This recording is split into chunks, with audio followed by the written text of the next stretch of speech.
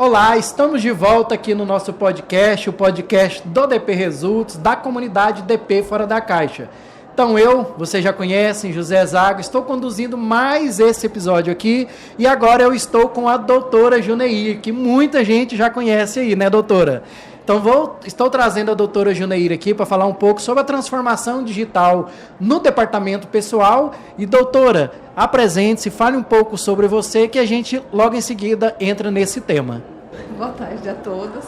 É um prazer, Zago, estarmos aqui, né, para falar de um tema que é tão atual, falar da transformação digital no DP, e é algo que a gente precisa bastante.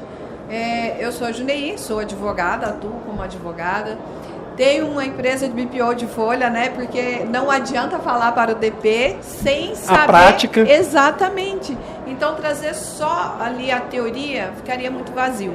Então, mantive a empresa de BPO de folha justamente para saber o que cada um passa. E eu costumo brincar o seguinte, sabe qual foi o resultado, Zago? Estou tratando minha saúde mental. O departamento pessoal em massa está tratando da saúde.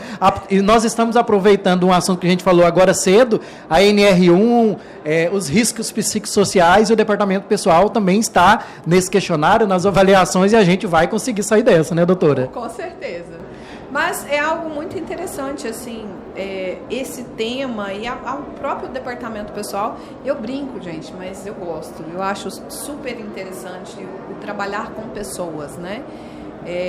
E essa transformação digital, ela é muito necessária para nós, porque se analisarmos o próprio governo, que até então a gente tinha uma visão, Zago, dos sistemas do governo como tudo ultrapassado. Sim. Né? Nós sempre reclamamos disso, né? Sempre reclamamos. E agora está mudando as coisas. Agora a gente está reclamando do contrário. Nossa, mas para que tanta? Está muito rápido, está isso, está aquilo. Está atualizando tudo muito rápido. E qual que é o diferencial hoje do departamento pessoal que busca essa transformação?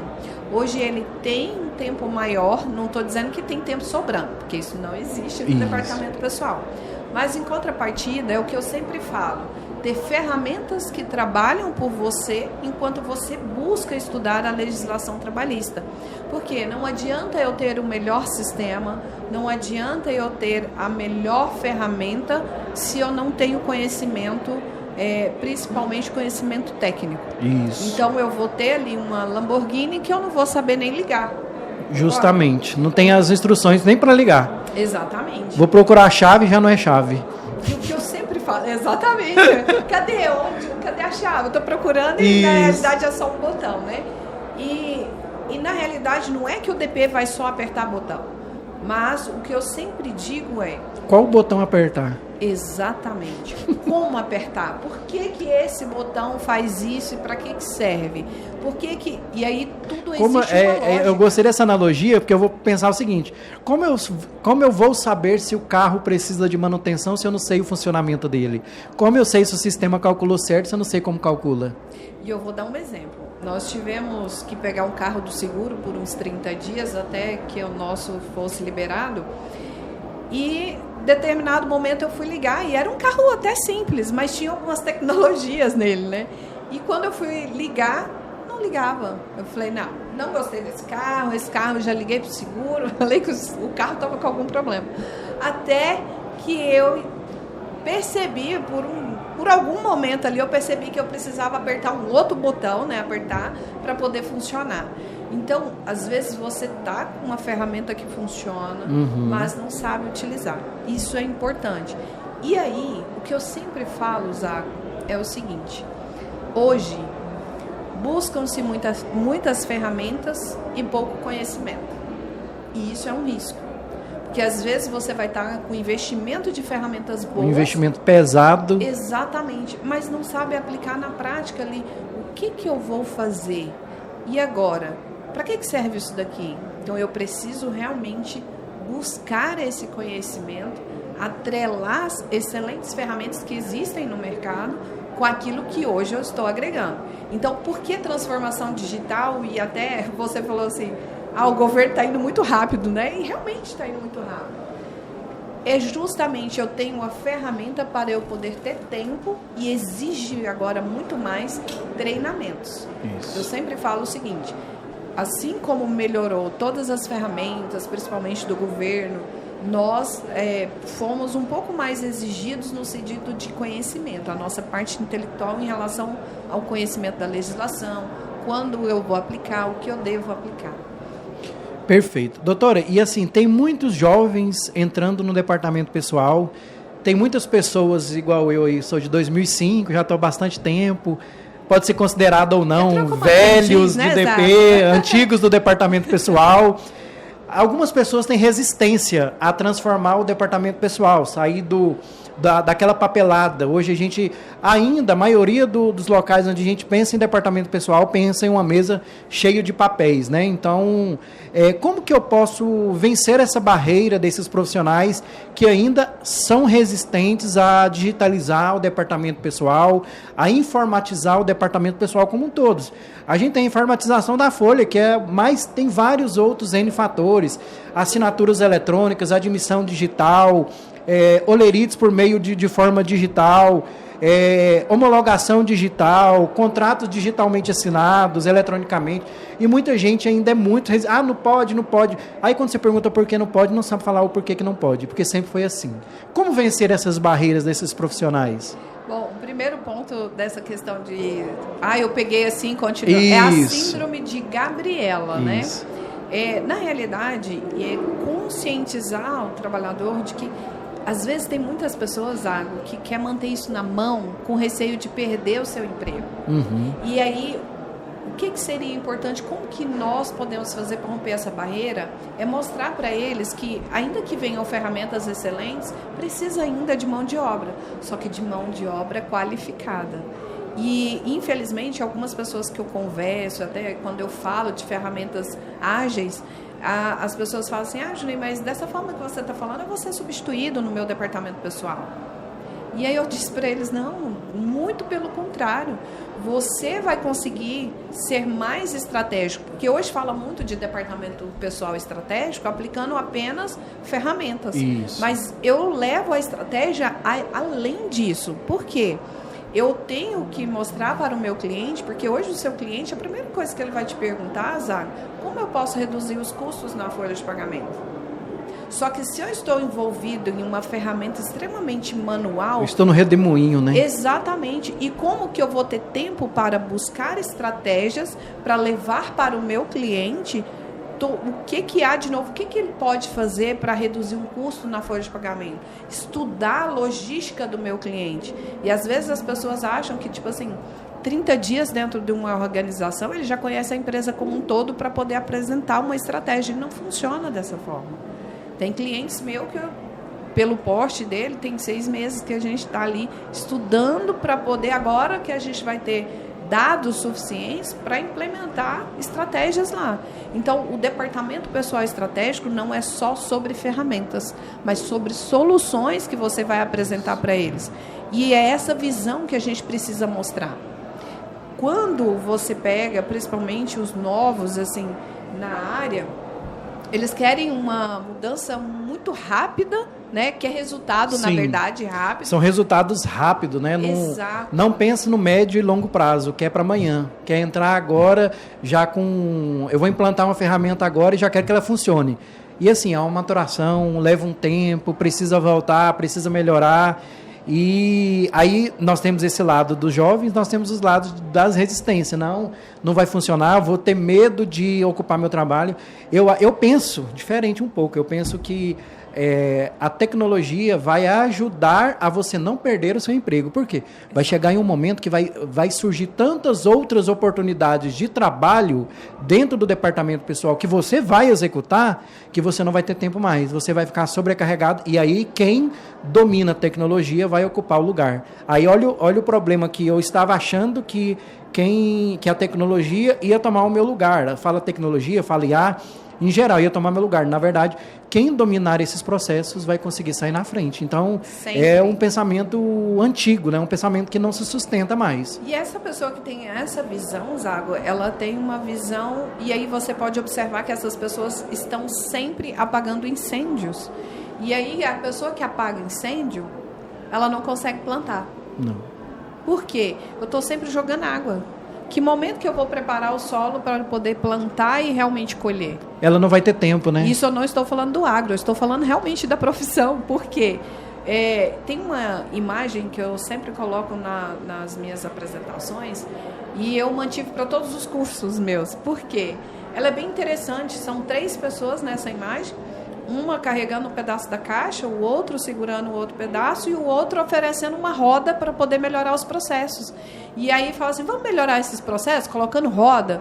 E eles falam assim, não podemos, não temos tempo.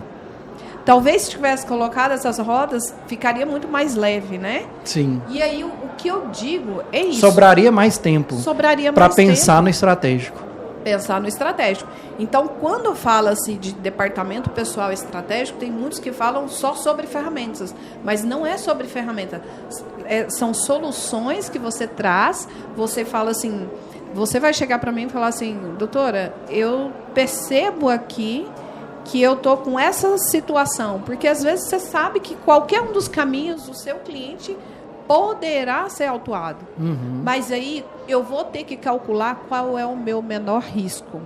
Qual é o menor risco? Porque a gente sabe que na prática, Zago, a interpretação vai ser do tribunal, mas igual você falou, qual que é o menor risco? O que tem mais chance de obter êxito, né? Então, Exato. assim, tudo é escolha, tudo trabalhar o departamento pessoal também aliado ali ao jurídico, né? Porque as transformações digitais também têm partes jurídicas que têm implicações jurídicas, trabalhar todos junto para uma implantação mais segura. E o que eu sempre falo é o seguinte, jurídico e departamento pessoal, ele tem que andar juntos, não dá para andar só. Acabamos de falar isso aqui agora no podcast anterior com o Dr. Ramiro. Era justamente, ele falou a mesma coisa, quando os dois setores andam de mão dadas, praticamente a chance de lograr êxito em uma eventual reclamatória ou de não ter mesmo a reclamatória é gigante. E eu sempre falo, assim, na comissão dos advogados, o que eu sempre falo é o seguinte, departamento pessoal e RH, para nós, é ferramenta de trabalho. Porque um único detalhe que às vezes ele vai nos conta ali, você fala assim, opa, isso daqui pode gerar uma outra forma de fazermos defesa. Isso. E não dá hoje para andar separado. Nenhum setor. Todos os setores têm que andar realmente com uma comunicação mais...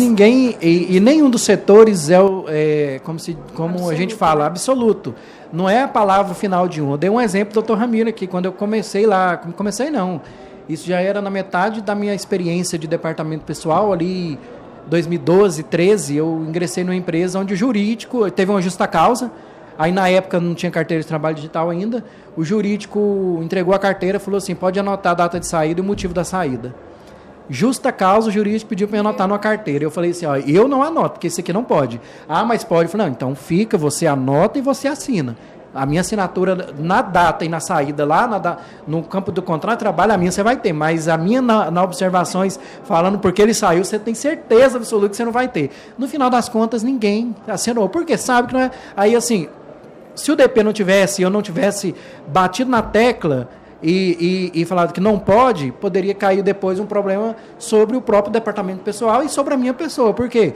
É claro que não pode, é claro que eu vou denegrir a imagem do empregado daqui em diante, numa eventual outra empresa que ele aí ingressar ou está prestes a ingressar. Exato. A justa causa, por quê? Então não vou contratar. E aí era um dano moral que caberia ali, ia para o departamento pessoal.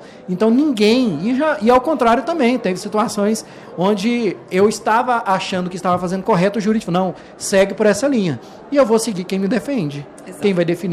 Quem vai defender é o jurídico. Então, se eu ver que tem sentido e não cabe questionamento, eu vou seguir o que ele está questionando. Então, assim, acho que a gente precisa, na tecnologia agora, quebrar esse muro e não tem retorno. A tecnologia, na verdade, não é daqui em diante. Já é de alguns anos em diante. Então, quem tiver esse muro ainda aí para resistente, eu acho que vai ficar para trás. E ainda falando da digitalização, existem muitas empresas que adotam ainda aquela admissão bem manual. Ou seja, tem unidades fora e essas documentações elas vêm em um malote.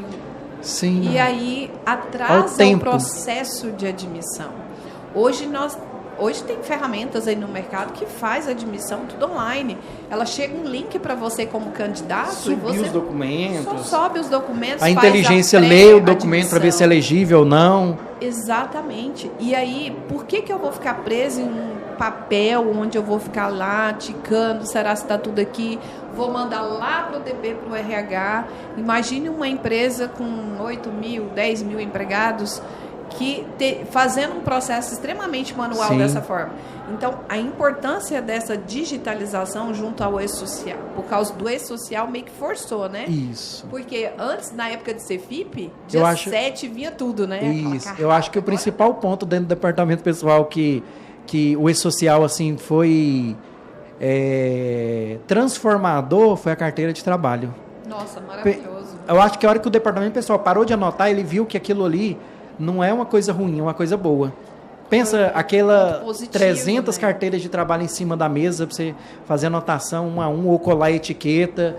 Acabou. Olha o tempo que a gente ganhou só de não ter carteira, só de fazer a admissão mais rápido agora, ou seja, eu só enviar o evento de admissão, que aí já está no sistema. Então, assim, tem a carteira de trabalho digital.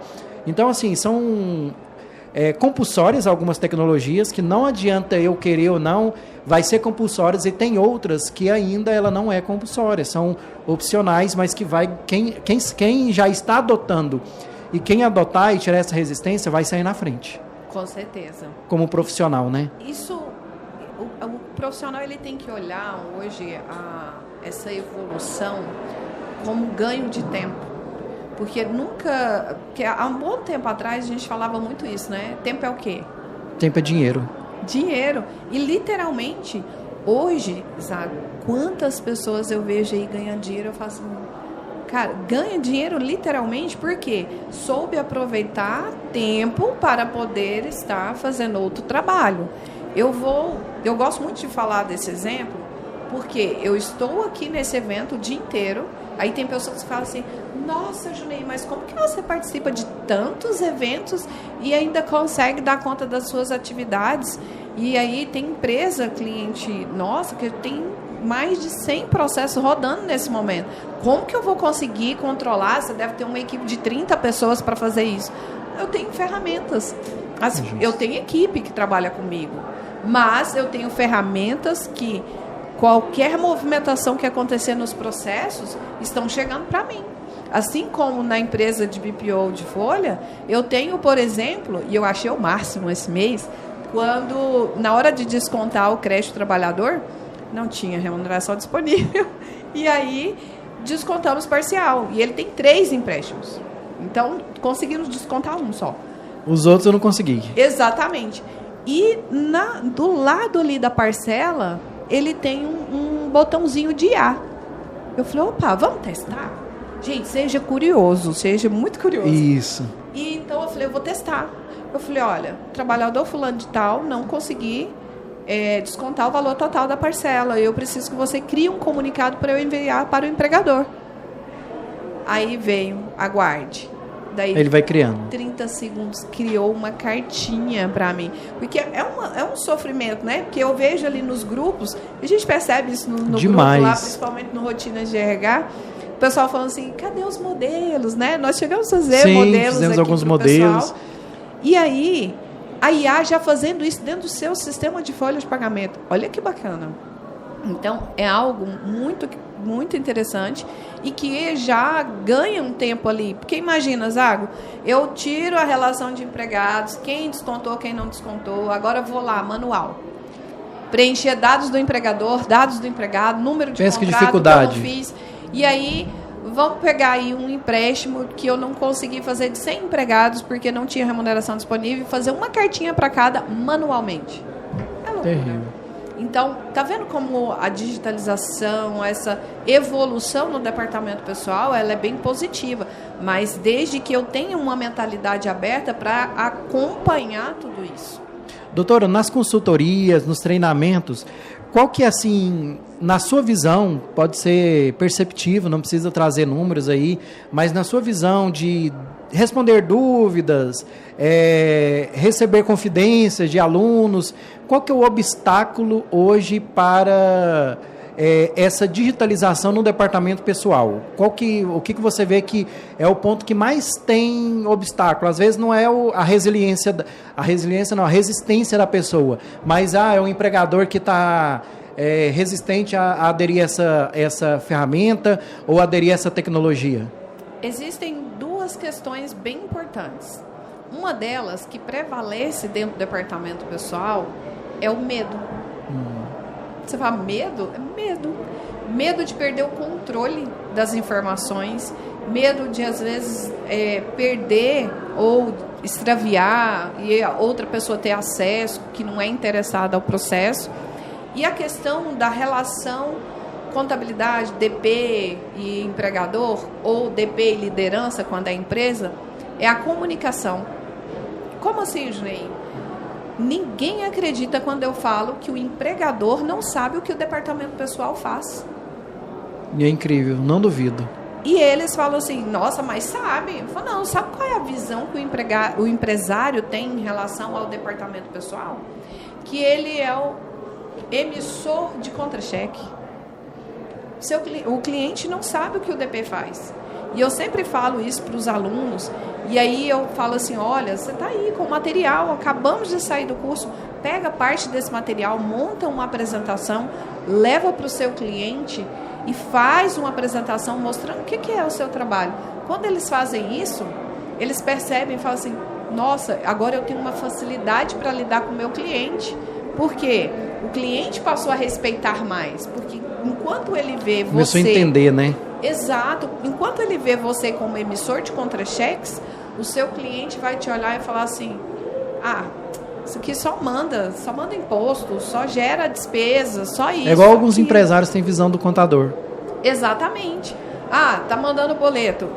Esses dias a gente teve até uma situação em que o contador pegou e falou assim, olha, manda aí para o cliente. Tá, isso aqui é referente ao quê? Só manda ele pagar. Que financeiro, que empresário hoje que vai chegar e pagar um boleto sem saber do que está pagando? Exatamente. A não ser que ele recebeu essas mensagens que aparecem aí, miraculosa, que vai ganhar não sei quantos mil, tem que pagar agora. E ainda assim, se ele for esperto, ele não cai, né? Mas agora eu vou só mandar uma guia para o cliente, não vou explicar, não vou conversar. Então, é a comunicação. Então, são dois pontos importantes. O medo e a comunicação. O medo, principalmente de errar, de perder seu espaço, de, às vezes, esses documentos extraviarem, e a comunicação entre o departamento pessoal e o empregador. E ele precisa fazer isso. Eu não falo em público, algo nesse sentido. Não precisa juntar todos os clientes numa reunião só. Por que não marcar? Olha, faz gradativo, não precisa ser de uma vez, né? Você é um empresário. Zago, eu tenho percebido isso e isso na sua empresa. Podemos agendar uma reunião? Podemos. Eu vou demonstrar para você. Leva números. Leva números. E é o que mais tem no DP, números, mas é o que menos a gente utiliza na hora de formar uma opinião ou mudar uma percepção de um terceiro. Exato. A gente vai com subjetividade, mas a gente trabalha muito com objetividade dentro do DP. É algo interessante, que quando eu falo assim do DP estratégico, é você sentar com o seu cliente fala assim, tá, e agora, diante de tudo isso, o que você me traz como solução? Uma vez uma pessoa disse o seguinte, eu vi ele falando para uma outra, falando assim, você me trouxe o problema, qual é a solução? E a pessoa não sabia responder. E aí, isso me fez muito refletir. Mas eu gosto muito disso, porque assim, tem pessoas que assim, elas não percebem, mas eu acho que elas parece que é um mensageiro do caos. Ela sente prazer em levar notícia ruim. E aí quando você começa a falar assim, tá bom, beleza, e o que a gente vai fazer? Porque é do seu setor. O que você faria no meu lugar? Aí a pessoa trava, não pensa, ela acha que levar notícia ruim, que tem que comunicar, mas já leva uma possível solução. Às vezes não vai ser a solução, mas vai ser parte dela. Exatamente. Então traz, e não traz uma única opção. Isso. Leva, olha, você tem essa e essa possibilidade. E calcula o risco de cada uma delas. Porque tem situações que o empregador entra Porque vamos para a prática, né, Zago? Às vezes desenhar uma legislação é bonito, é lindo, maravilhoso, mas na prática a gente percebe que o negócio é bem diferente. Isso. E às vezes o cliente fala, eu prefiro correr o risco. Ok, esse aqui e esse aqui tem esse e esse risco. Esse aqui, uma penalidade seria nesse valor, essa aqui nesse valor e esse aqui. Imagina, qual risco você quer correr? Qual risco você quer correr? Ah, mas aí, se eu fizer isso, eu vou dar corda para o meu cliente. E seu cliente nem sempre ele vai fazer do mesmo jeito. Vai fazer. E aí, às vezes, você está pelo menos alertando ele. No meu departamento pessoal, eu não vou fazer. Você vai perder o cliente. E vai chegar alguém que vai fazer. Então, eu acho importante deixar claro, transparente, o que pode acontecer. Ele vai fazer. Se ele já está convencido que vai fazer, ele vai. Aí você vai ter que conduzir ele, pelo menos, às vezes você consegue conduzir ele pelo menor risco, né? Pelo risco menos complicado, vamos dizer assim. E eu vou te dar um exemplo. Outro dia, uma pessoa me ligou, e essa pessoa, até depois a gente continuou com a consultoria, mas ela ficou muito revoltada com um advogado que chegou lá no escritório e ela pegou e falou assim, olha, você